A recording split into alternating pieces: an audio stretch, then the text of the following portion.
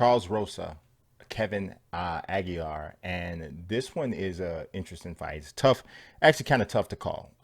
If I'm being honest, Boston Strong Charles Rosa has had some tough losses in his career, especially in the UFC. I felt that he was beating Shane Burgos. He was on his way to getting a unanimous decision victory.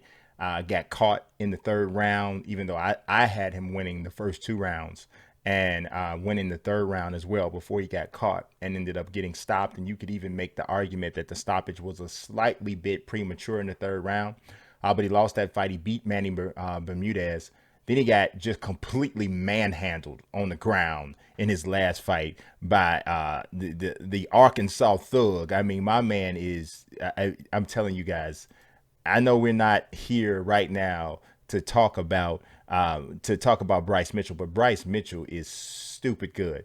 And he is so good on the ground, it's ridiculous. And he completely made Charles Rosa, who is fantastic as a Brazilian Jiu-Jitsu practitioner himself, made him look just silly down there. So I don't want, in case you don't know Bryce Mitchell and you saw Charles Rosa's last fight and you're saying, hey, Charles Rosa's just okay on the ground.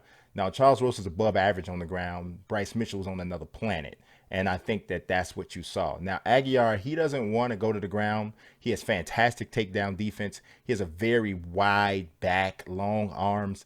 If Kevin McHale was 5'7", he looked like Kevin Aguilar. That's the way the guy is built. Pretty good athlete. Covers some distance with his strikes, long arms, good leg kicks, and throws most things with power.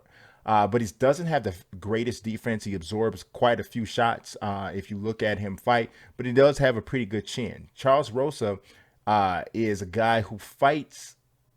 He fights.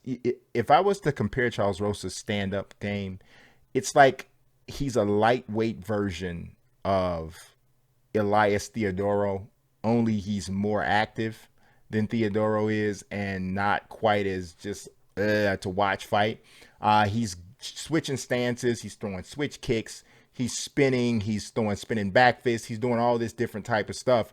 But it's weird because all of that can kind of make you forget how good he is on the ground. So you almost wonder which is he kind of like battling himself with the type of style that he's going to have. So maybe that's the root of why he hasn't maybe done quite as much as he could have done. I don't know.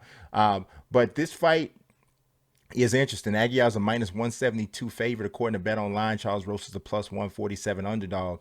And it really is one that could go either way. I can see a scenario where Aguilar catches Rosa with something similar to the way Burgos did, and maybe even earlier, because Burgos's issue is Burgos walks through the fire. He doesn't really have much defense. He's just looking to depend a lot on his athleticism and instincts to slip shots, and then he wants to catch you with the that perfect counter or that perfect lead right or left hook.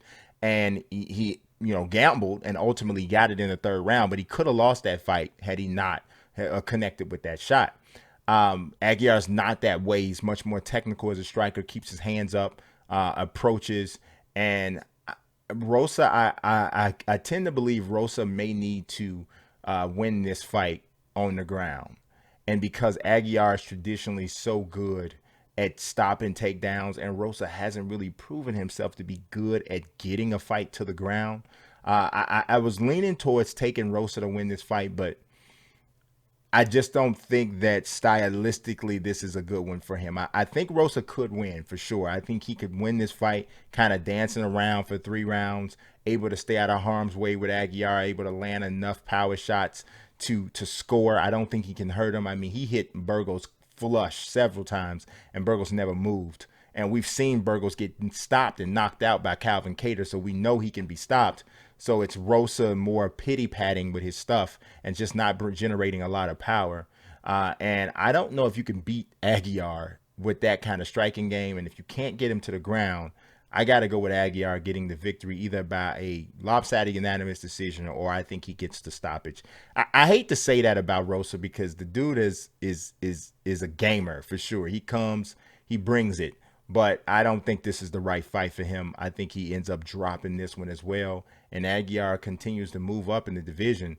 And we'll see how far he can go. He already lost to Dan Ige, which is a tough fight. And Ige's putting it on everybody right now, even though he had a controversial win over Barbosa. But Ige is definitely in moving towards that elite fighter status. And so I like Aguilar to get this win over Charles Rosa.